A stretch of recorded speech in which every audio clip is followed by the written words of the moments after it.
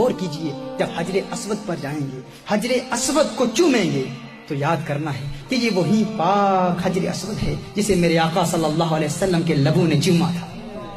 رسالت آپ صلی اللہ علیہ وآلہ وسلم نے چوما تھا۔ اور اس حجر اسود کو دیکھنا ہے اور بڑے پیار سے دیکھنا ہے اور بڑے پیار سے چومنا ہے، اور جب دیکھنا ہے تو چشمے تصور سے دیکھنا ہے کہ یہی وہ حجر اسود ہے جسے میرے آقا کی پیاری آنکھیں دیکھتی تھی، جسے میرے آقا کی پیاری آنکھیں دیکھتی تھی۔ آج اس حجر اسود کو دیکھ لیا، وہ دن دور نہیں جب آقا کی آنکھوں کو بھی دیکھوں گا۔ جنہ اکھاں دل پر ڈٹھا او اکھاں تک لیاں، تو ملیا تے سجن بھی ملیا، ہن آساں لگ پیاں۔ حجر اسود کو دیکھ کر مدینے والے کے دیدار کو یاد کرنا ہے۔ اور پھر حضرت عبداللہ ابن عباس رضی اللہ تعالی عنہما ارشاد فرماتے ہیں، نزل الحجر الاسود، یہ جو حجر اسود ہے یہ جنت سے نازل ہوا ہے، من الجنت، یہ جنت سے نازل ہوا ہے، وہو اشد بیاضا من اللبن، جب یہ جنت سے نازل ہوا تھا، یہ جب جنت سے لایا گیا تھا تو یہ دودھ سے زیادہ سفید تھا۔ فسودته خطایا بنی آدم، بنی آدم کے گناہوں نے اسے کالا کر دیا ہے، بنی آدم کے گناہوں نے اسے کالا کر دیا ہے۔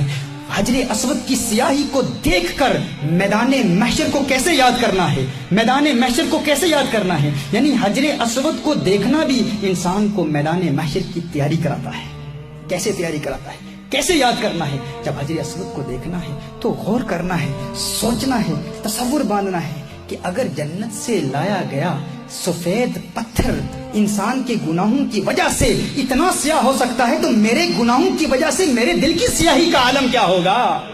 میرا دل کتنا کالا ہو چکا ہوگا۔ اور میدان محشر میں کالا دل کام نہیں آئے گا، کیونکہ قرآن میں اللہ ارشاد فرماتا ہے، یوم لا ينفع مال ولا بنون الا من اتى الله بقلب سلیم، وہاں پر نہ اولاد کام آئے گی نہ مال کام آئے گا، وہاں تو قلب سلیم کام آئے گا، سلیم دل کام آئے گا۔ یہ قلب میت کام نہیں آئے گا، مردہ دل کام نہیں آئے گا، سیاہ دل کام نہیں آئے گا۔ وہاں اللہ کی بارگاہ میں کیسا دل کام آئے گا؟ جو رسالت مآب صلی اللہ علیہ وسلم کی محبت سے منور ہو، جو اللہ کے خوف سے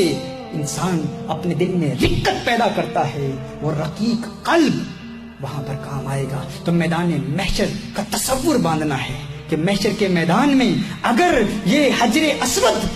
اولاد آدم کی گناہوں کی وجہ سے اتنا سیاہ ہو چکا ہے تو میرے گناہوں کی وجہ سے میرے دل کی سیاہی کا عالم کیا ہوگا۔ یہ حجر اسود تو جنت سے لایا گیا ہے، میرا دل تو انسان کا دل ہے، اس کی سیاہی کا عالم کیا ہوگا۔ اور پھر یاد رکھنا ہے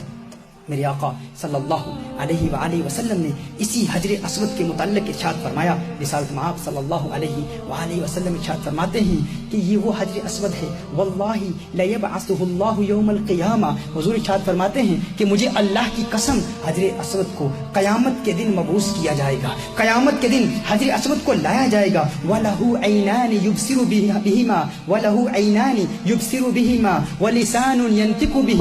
يَشْهَدُ عَلَى مَنِ اسْتَلَمَهُ بِحَقٍّ، میرے آقا صلی اللہ علیہ وسلم نے ارشاد فرمایا ہے یہ وہ حجر اسود ہے جسے قیامت کے دن، مجھے اللہ کی قسم قیامت کے دن اللہ اسے لائے گا۔ میرے آقا ارشاد فرماتے ہیں اس کی دو آنکھیں ہوں گی، اس حجر اسود کی دو آنکھیں ہوں گی، اس کی ایک زبان ہوگی، اور بروز قیامت یہ اپنے چومنے والوں کے حق میں گواہی دے گا۔ جو اسے